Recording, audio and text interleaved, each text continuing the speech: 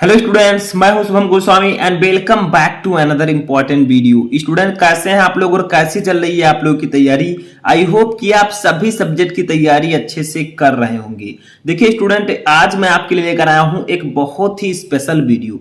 इस वीडियो में हम 12th केमिस्ट्री के 4 महत्वपूर्ण प्रश्नों को आंसर के साथ पढ़ेंगे। देखिए जो क्वेश्चंस मैंने इस वीडियो में इंक्लूड किए हैं वो आपके बोर्ड एग्जाम के लिए बहुत ही ज्यादा इंपॉर्टेंट है। देखिए इसमें आपको एक न्यूमेरिकल मिलेगा और 3 थ्योरी वाले क्वेश्चंस आपको मिलेंगे। आपको इस वीडियो में चैप्टर 2 से चैप्टर 4 तक जो 4 महत्वपूर्ण प्रश्न है उनको मैं बताने वाला हूं, ठीक है। यानी कि चैप्टर 2, चैप्टर 3 एंड चैप्टर 4 से। तो वीडियो को स्टार्ट करने से पहले इस वीडियो को लाइक कर दीजिएगा सबसे पहले। तो चलिए वीडियो को स्टार्ट करते हैं। देखिए सबसे पहला क्वेश्चन जो होगा वो हमारा सेकंड चैप्टर से होगा जिसका नाम है विलयन, और ये एक न्यूमेरिकल होगा क्योंकि विलयन चैप्टर जो है वो न्यूमेरिकल्स के लिए फेमस है। यानी कि इससे न्यूमेरिकल ही ज्यादा पूछे जाते हैं। जैसे क्वेश्चन फर्स्ट है, जल में एथिल अल्कोहल का एक विलयन भारानुसार 46% है। विलयन में एथिल अल्कोहल तथा जल के मोल प्रभाव की गणना कीजिए। यानी कि जल में जो है एथिल अल्कोहल का एक विलयन जो लगभग 46% है, यानी कि जल है और एथिल अल्कोहल मिलाकर एक विलयन बनाया गया है। अब जो एथिल अल्कोहल है वो विलयन का 46% भाग है, ठीक है। 100% में से 46% एथिल अल्कोहल है, बाकी जो 54% है, ठीक है, वो क्या है, जल है, ठीक है। समझ में आ रहा है। तो अब आपसे कहा जा रहा है कि विलयन में एथिल अल्कोहल तथा जल का अलग अलग मोल प्रभाव ज्ञात कीजिए। तो बहुत ही सिंपल है ये न्यूमेरिकल, सिर्फ आपको स्टेप बाय स्टेप समझना है। सबसे पहले हम ये जान लेते हैं कुछ देखने से पहले कि जो मोल प्रभाव होता है उसे हम निकालते कैसे हैं। जैसे आपको एथिल अल्कोहल और जल दोनों का मोल प्रभाव ज्ञात करना है तो आप क्या कीजिए, मान लीजिए आपको एथिल अल्कोहल का मोल प्रभाव ज्ञात करना है तो ये फार्मूला लगाइए, एथिल अल्कोहल के मोलों की संख्या अपान एथिल अल्कोहल के मोलों की संख्या प्लस जल के मोलों की संख्या। यानी कि जिसका आपको मोल प्रभाव ज्ञात करना है उसे ऊपर और नीचे दोनों जगह लिखना है, और साइड में जिसके साथ वो है, जैसे जल के साथ है तो जल को लिख देना है, ठीक है। अब आप लोग कहेंगे मोलों की संख्या कैसे ज्ञात करते हैं, तो इसका भी मैंने व्यवस्था कर दिया है। देखिए मोलों की संख्या इस प्रकार से ज्ञात करते हैं। जैसे एथिल अल्कोहल के मोलों की संख्या निकालनी है तो इसका भार लिखिए और इसका अणुभार, एथिल अल्कोहल का भार अपान एथिल अल्कोहल का अणुभार। तो सबसे पहले जो कुछ दिया गया है उसको हम लिख लेते हैं। देखिए आप सभी को पता है कि जल में एथिल अल्कोहल का जो एथिल अल्कोहल का भाग है वो 46% है, ठीक है। तो हम लिखेंगे, सबसे पहले हम लिखेंगे एथिल अल्कोहल, एथिल अल्कोहल का भार, का भार। तो भार कितना दिया गया है बताइए, भार कितना दिया गया है 46%, यानी कि 46 लिख सकते हैं इसे हम। देखिए 100% में से अगर हम 46%, 100% में 46% आपका एथिल अल्कोहल है तो इसका भार 46 हो जाएगा, ठीक है। इसका भार कितना होगा 46। अब देखिए क्या है, जल एथिल अल्कोहल का अणुभार कितना होता है तो उसको लिखते हैं, एथिल अल्कोहल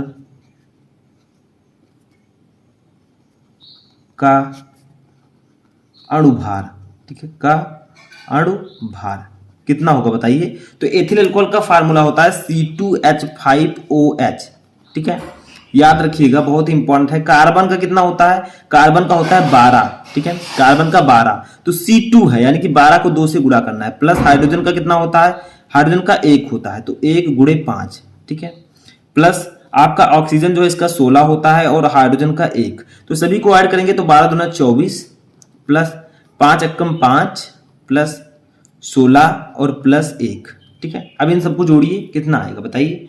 तो जोड़ते हैं 24 और 16 कितना होगा, 24 16, 24 6 30 10 40 और 5 45 और 1 46, ठीक है। तो टोटल जो आपका आएगा वो आ जाएगा 46। तो एथिल अल्कोहल का अणुभार हुआ 46। समझ में आ रहा है, कोई दिक्कत नहीं। अब हम निकाल लेते हैं एथिल अल्कोहल के मोलों की संख्या। तो भार बटा अणुभार कर दीजिए, तो लिख देते हैं एथिल अल्कोहल के मोलों की संख्या, मोलों की संख्या। तो इसका फार्मूला क्या हो जाएगा, एथिल अल्कोहल का भार बटा एथिल अल्कोहल का अणुभार। तो इसका भार कितना, ऐसे लिख देते हैं शॉर्ट में फार्मूला, ठीक है, का भार, एथिल अल्कोहल का भार अपान एथिल अल्कोहल का अणुभार, ठीक है। अब भार कितना है बताइए। भार मैंने आपको ये ऊपर बताया 46, ठीक है। तो यहां पर हम लोग लिखेंगे एथिल अल्कोहल के भार की जगह 46। C2H5 का अणुभार कितना है ये हमने निकाला है 46, तो दोनों 46 हैं, 46 से 46 कट हो जाएगा। तो फाइनली एथिल अल्कोहल के मोलों की संख्या आ जाएगी C2H5OH के मोलों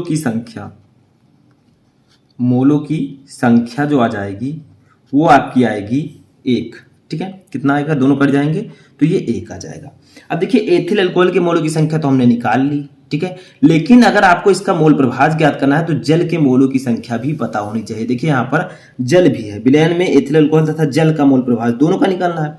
तो अब जल के मोलों की संख्या भी निकाल लेते हैं। तो इसके लिए आपको सबसे पहले लिखना है जल का भार। जल को हम लोग H2O लिख सकते हैं, इसका जो केमिकल फार्मूला है, ठीक है। तो H2O का भार कितना है तो समझिए, इसको समझना है आपको। देखिए H2O का भार कितना है, क्योंकि 100% में 46% जो था वो एथिल अल्कोहल था, तो एथिल अल्कोहल का भार 46 था। अब क्या करेंगे, अगर आपको जल का भार निकालना है तो 100 में से 46 घटा देना है, ठीक है। क्योंकि 46 एथिल अल्कोहल था, बाकी जो बचेगा वो क्या होगा, जल का भार होगा। तो ये हो जाएगा 54। देखिए 46 में से 100 में से 46 जाएगा, 54 बचेगा। तो ये आ जाएगा H2O का भार, ठीक है। अब इसका भी अणुभार ज्ञात कर लेते हैं, तभी तो मोलों की संख्या निकालेंगे। तो H2O का अणुभार, तो इसका अणुभार जब हम निकालेंगे तो देखिए हाइड्रोजन का 1 होता है तो 2 गुणे 1 प्लस ऑक्सीजन का कितना होता है 16, तो टोटल आपका रहेगा 16 और 2 कन्नम 2 18, ठीक है। टोटल आ जाएगा 18। तो H2O का अणुभार होगा 18। अब इसके मोलों की संख्या निकालते हैं। H2O के मोलों की संख्या तो ये कितना हो जाएगा बताइए। इसे मोलों की संख्या हो जाएगी भार बटा अणुभार। तो H2O का भार कितना है, देखिए ये 54। मैं फार्मूला नहीं लिखूंगा क्योंकि आपको पता है फार्मूला। अणुभार कितना 18, तो ये कट जाएंगे, कितना आ जाएगा। H2O के मोलों की संख्या कितनी आई बताइए। H2O के मोलों की संख्या, ठीक है। तो ये कितनी आ गई आपका 3, 18 3 54, 3 आ गया। अब हम क्या करेंगे, अब हम फार्मूला लगाएंगे, एक एक का मोल प्रभाज ज्ञात करेंगे इस फार्मूले की फायदा से। जैसे एथिल अल्कोहल के मोलों की संख्या निकालनी है, सॉरी इससे नहीं, ये वाला जो फार्मूला है, ठीक है। ये देखिए C2H5 एथिल अल्कोहल का मोल प्रभाज अगर मैंने निकालना है तो एथिल अल्कोहल के मोलों की संख्या अपान एथिल अल्कोहल के मोलों की संख्या प्लस जल के मोलों की संख्या, जो कि हमने निकाली। अब इसी फार्मूले पर रख देंगे, आपका ये सॉल्व हो जाएगा। चलिए सॉल्व करते हैं। तो देखिए जब हमने इन दोनों को निकाला तो एथिल अल्कोहल के मोलों की संख्या 1 आई, जल के मोलों की संख्या 3 आई। इसको मैंने अलग लिख लिया है ताकि ज्यादा अच्छा रहे, ठीक है। अब हम एक एक का मोल प्रभाज निकालेंगे। सबसे पहले C2H5OH का मोल प्रभाज निकालेंगे। तो C2H5OH का मोल प्रभाज तो फार्मूला मैंने आपको भी बताया है। क्या बताया है, C2H5OH के मोलों की संख्या, OH के मोलों की संख्या, ठीक है, अपान C2H5OH के मोलों की संख्या प्लस जल के मोलों की संख्या, ठीक है, मोलों की संख्या, ठीक है। तो अब हम इसी फार्मूले पर वैल्यू को रख देंगे। देखिए ऊपर आपको C2H5OH के मोलों की संख्या हमने निकाली थी 1, तो यहां पर रखेंगे 1 अपान C2H5 को मोलों की संख्या 1 प्लस 3, ठीक है। जल के मोलों की संख्या कितनी है 3, तो ये आपका फाइनली आ जाएगा। देखिए 1/4, 1 और 3 मिलकर 4। अब इसका गुणा करेंगे तो कितना आएगा बताइए, भाग दीजिए 1 को 4 से, तो साइड में मैं लिख देता हूं। तो आपका आ जाएगा 0.25, ठीक है, 0.25। तो ये आपका आएगा 0.25। तो अब आप लोग कह सकते हैं कि C2H5OH यानी कि एथिल अल्कोहल, ठीक है, H5OH का मोल प्रभाज जो होगा वो आ जाएगा 0.25, ठीक है, 0.25। अब ये तो आपको समझ में आ गया, सिंपल है। लेकिन मैंने आपको बताया था, क्या बताया था, कि अगर आपके पास 2 यौगिक हैं और उनमें से एक का मोल प्रभाज आपको पता है तो दूसरे का मोल प्रभाज भी आप आसानी से ज्ञात कर सकते हैं, क्योंकि XA plus XB equal to मैंने आपको बताया था 1, ठीक है। तो ये है XA का मतलब किसी एक यौगिक का मोल प्रभाज और B है दूसरे यौगिक का मोल प्रभाज। तो अगर एक का आपको पता है तो दूसरे का आप आसानी से ज्ञात कर सकते हैं। जैसे मान लीजिए XA हमें पता है यहां पर, तो हम 1 - XB से इसे निकाल सकते हैं, ठीक है। आप फार्मूला लगाकर भी निकाल सकते हैं, जैसे फार्मूला अगर आप लगाएंगे तब भी वही आएगा। अब क्या कीजिए, जो आपका 0.25 आया है इसको 1 से भाग दे दीजिए, आपका जल का मोल प्रभाज भी आ जाएगा। तो आप लिखिए जल का मोल प्रभाज अगर आपको निकालना है तो आप लिखिए 1 - एथिल अल्कोहल का मोल प्रभाज, एथिल अल्कोहल का मोल प्रभाज, ठीक है, मोल प्रभाज। एक में से आप एथिल अल्कोहल के मोल प्रभाज को घटा देंगे, जल का मोल प्रभाज आ जाएगा। तो 1 - 0.25 ये आपका आ जाएगा 0.75, ठीक है। इतना आएगा जल का मोल प्रभाज, H2O का मोल प्रभाज, ठीक है। तो अगर आपको एक का मोल प्रभाज पता है तो आप दूसरे को 1 से माइनस करके आप घटा सकते हैं, ठीक है। तो ये आपका जल का मोल प्रभाज निकल कर आ जाएगा। तो इस प्रकार से आप इस प्रकार के न्यूमेरिकल को आसानी से सॉल्व कर सकते हैं। अब आपको समझ में आ गया। आप लोग सोच रहे होंगे कि ये वाला फार्मूला लगाकर भी हम ला सकते हैं। जैसे यहाँ पर जल का मोल प्रभाज निकालना हो तो ऊपर जल के मोलों की संख्या अपान जल के मोलों की संख्या प्लस C2H5OH के मोलों की संख्या, तब भी आपका वही आंसर आएगा। कैसे? देखिए यहां पर आप 3 लिखेंगे, नीचे लिखेंगे 3 + 1, यानी कि आपका आ जाएगा 3/4। कितना आ जाएगा? 3/4। अब जब 3 को 4 से भाग देंगे तो कितना आएगा? 0.0, 4 × 7 = 28, 2 4 0 4 × 5 = 20। तो देखिए 0.75 ही तो आया। तो वही मैंने यहां पर लिखा है। आप एक में से घटा दें या वो भी कर सकते हैं, उसमें टाइम ज्यादा लगेगा, ठीक है। अब देखते हैं हम नेक्स्ट क्वेश्चन। तो देखिए दूसरा क्वेश्चन जो है इसमें आपसे एक रीजन पूछा जा रहा है जो आपको बताना है। रीजन है कि विद्युत रासायनिक श्रेणी जो आपको इलेक्ट्रोकेमिकल सीरीज है इसमें एल्यूमिनियम हाइड्रोजन से ऊपर है किंतु यह वायु और जल में अस्थायी है, क्यों? यानी कि विद्युत रासायनिक श्रेणी में जो एल्यूमिनियम है वो हाइड्रोजन से ऊपर है, एल्यूमिनियम जो है वो हाइड्रोजन से ऊपर है, फिर भी वायु और जल में अस्थायी है, ऐसा क्यों एल्यूमिनियम? तो चलिए जानते हैं। सिर्फ आपको इसका रीजन लिखना है तो मैं बता देता हूं। यद्यपि लिखिए, यद्यपि विद्युत रासायनिक श्रेणी में, विद्युत रासायनिक श्रेणी में देखिए पूछा जा सकता है, बहुत ही इंपॉर्टेंट क्वेश्चन है, ठीक है। तो रीजन भी पूछे जाते हैं आपके 3rd चैप्टर से में। एल्यूमिनियम हाइड्रोजन, एल्यूमिनियम हाइड्रोजन से ऊपर है, हाइड्रोजन से ऊपर है, से ऊपर है, किंतु यह वायु, किंतु यह, देखिए थोड़ा अच्छे से आप लिखिएगा, मैं तेजी से लिख रहा हूं। वायु और जल में अस्थायी है, जल में अस्थायी है, ठीक है। क्योंकि अब यहां से रीजन आपका चालू होता है, क्योंकि गर्म करने पर, क्योंकि यह गर्म जल या जलवायु के साथ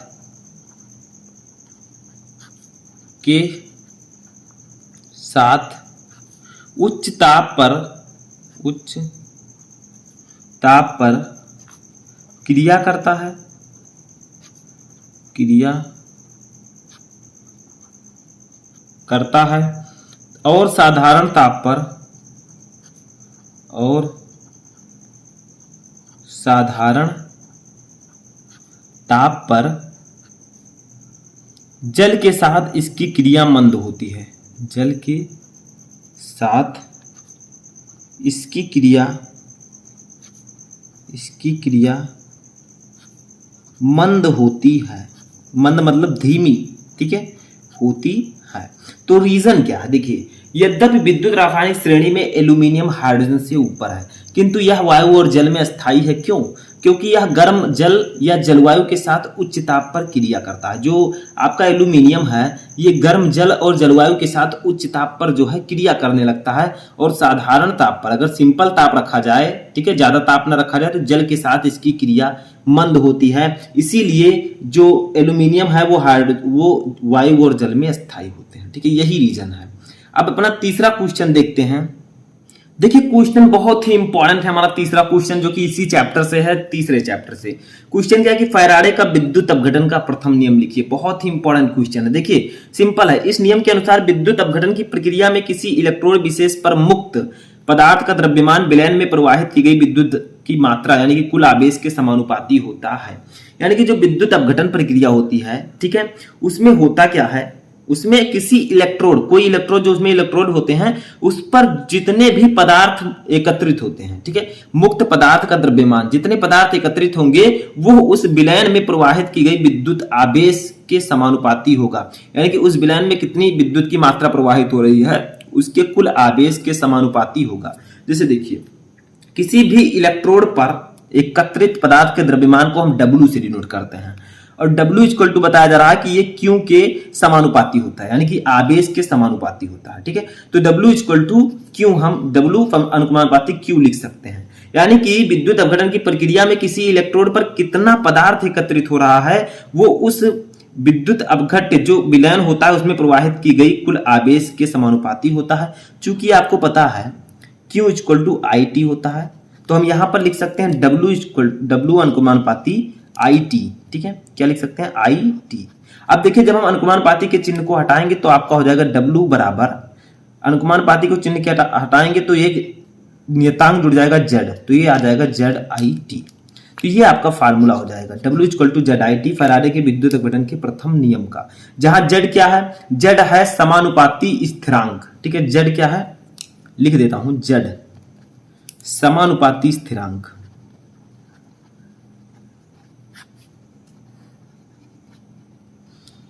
और इसको एक और नाम से जानते हैं, आप याद रखिएगा, विद्युत रासायनिक तुल्यांक, ठीक है, इलेक्ट्रोकेमिकल इक्विवेलेंट के नाम से भी हम Z को जानते हैं, ठीक है, समझ में आ रहा है। I क्या है, धारा है, सभी को पता है। T है समय।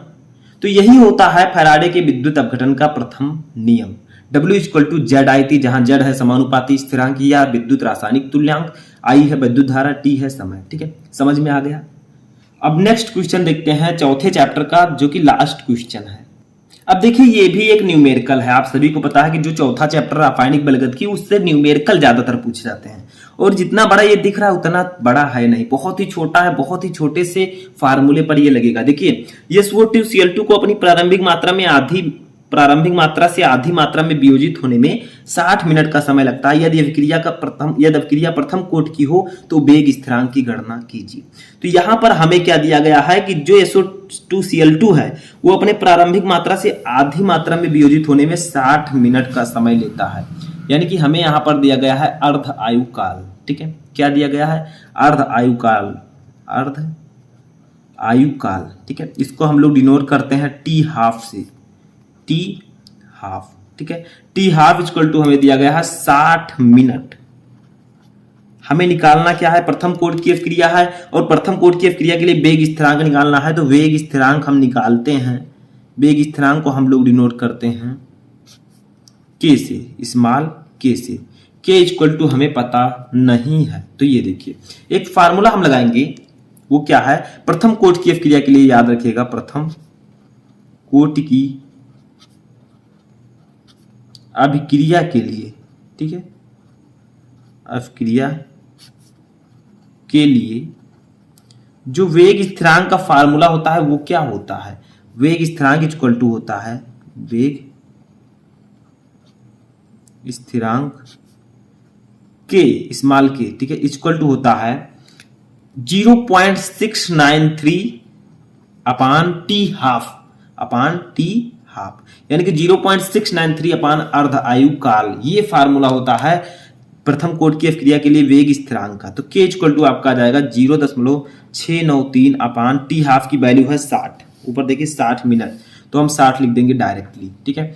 दोनों को जब हम क्या करेंगे, अब ये 60 मिनट है, ठीक है, 60 मिनट है, तो इसको अगर सेकंड में हम कन्वर्ट करना चाहे तो बताइए कैसे कन्वर्ट करेंगे।